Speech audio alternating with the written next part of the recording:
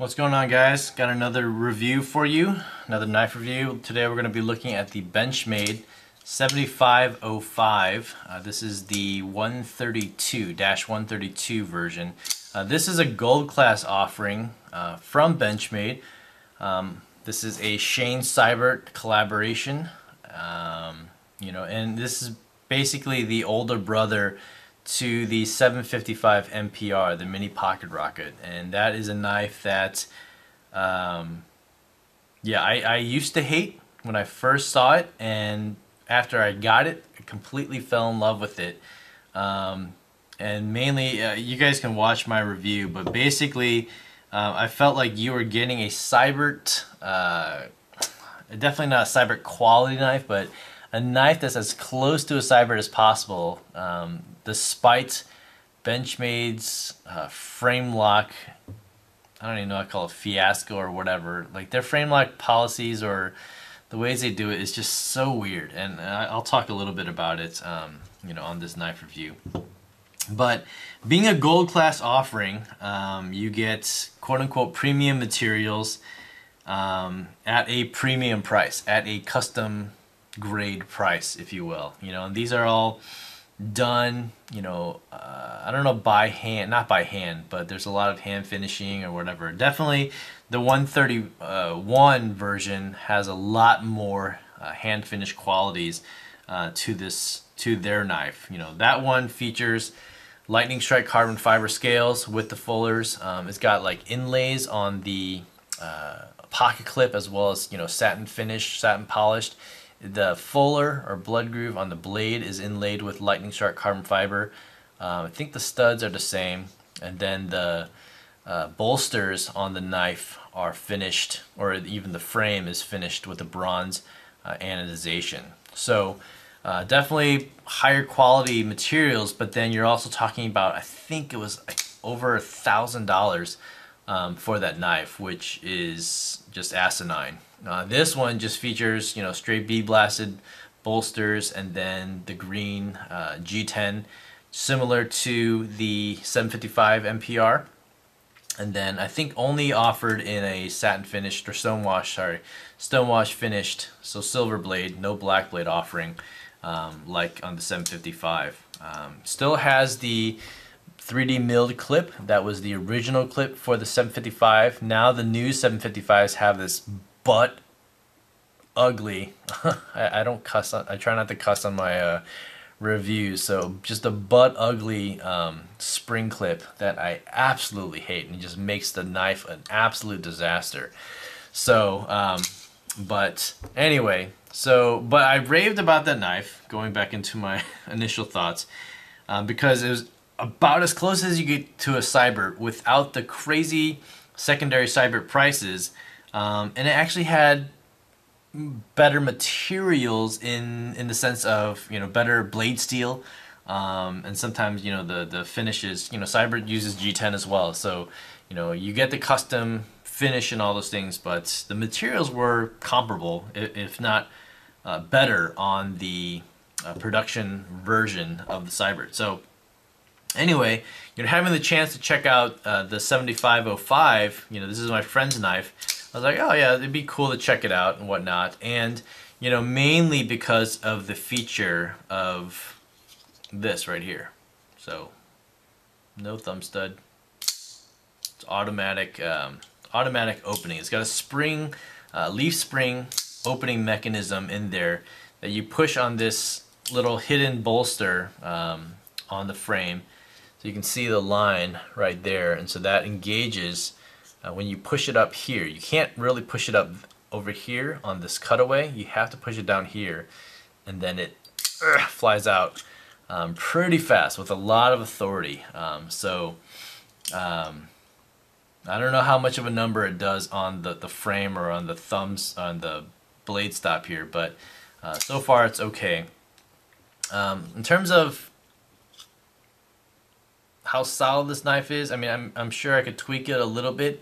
Right now, a little tiny bit of side to side and a little bit of up and down. I tweaked it initially, and so you know, with Benchmade, their frame locks, I think all of their frame locks outside of the Bradley Alias, so that's not their own design, so they didn't do it for that. I wish they would just make it normal like the Bradley Alias, but they have this octagonal, I think it's an octagonal, not hexagonal, so I think there's 8 sides of this little stop pin right here, and it kind of has like varying diameters, if you will, you know, to that particular face. And so if you want a later lockup, and I don't know why you would, you can adjust it accordingly, and then it'll be a later lockup. But I found that, you know, anytime you adjust this anywhere else other than this, where this divot is on the pin, there was severe lock rock. I mean, you could almost like shake it this way and you could hear it. So it's pretty bad. And then, you know, the other thing is that there's no other clip configuration other than the tip down. So like the 755, even though I manipulated my clip so that I could make it tip up because there's little holes here. Inside you have a skeletonized steel liner on there. And then, you know, even like when you look at this, you know, the construction of this knife, you know, when I look at all the flex on that leaf spring, I don't know if that's necessarily bad. But, you know, you think about fit and finish and whatnot, and it's kind of like, why, you know, why does it need to have that? Case in point, here you have a matte disc and fire. You know, this also operates on a spring, a leaf spring, and it's released via this carbon fiber scale here. And so as you pull it up this way, it flies out. Okay, and this is absolutely rock solid. This is on bearings. There's no flex, no you know, vertical play whatsoever. You put this one down, and this blade doesn't. Oh, actually, it does. I didn't even notice that. I'm gonna eat my words. But it goes in a little bit, and I guess that's, yeah, I guess that's just from the spring of the leaf spring. So I didn't expect that. I was playing around with it and didn't feel anything. So, all right. So I can't knock the Benchmade for that. I'm not gonna re-record this, so it's not worth it. But in terms of fit and finish, though, the fire is much better. You know, you have Elmax on this one, so Elmax probably isn't as good as, say, M390 on this blade, but you know, it runs on bronze phosphor washers, so it's not going to be as smooth as bearings on the Diskin. It's a large knife. It's a 4-inch blade, I believe, on here of M390. So again, very quality materials. But this knife, again, as is a gold class, runs at about $500. I think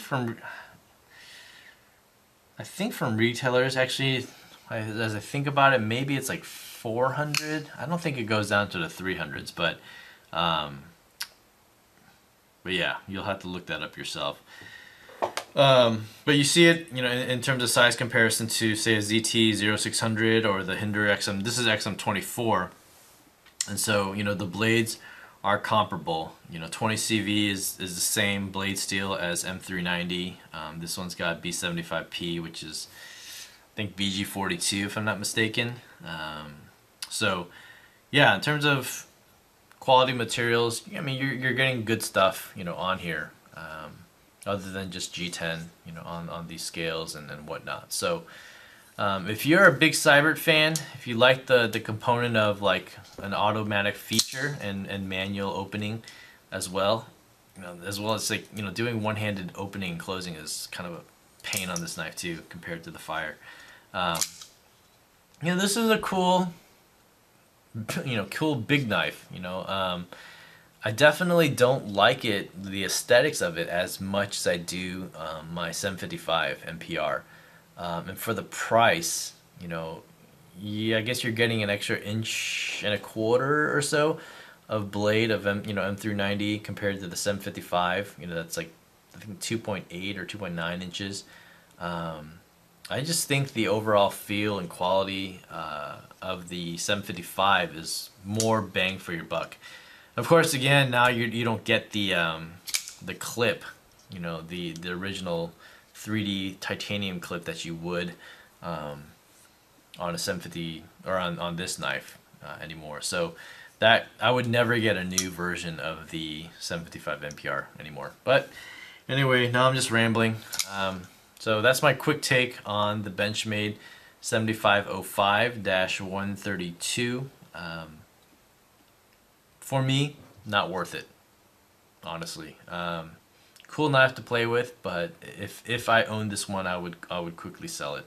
So, but again, if this is, you know, something that floats your boat, then by all means, you know, go for it, because it's a cool knife. You know, it's Sibert design, and so Sibert customs are really hard to come by, and when they do come by, they come by with a very hefty price. So anyway, that's my take.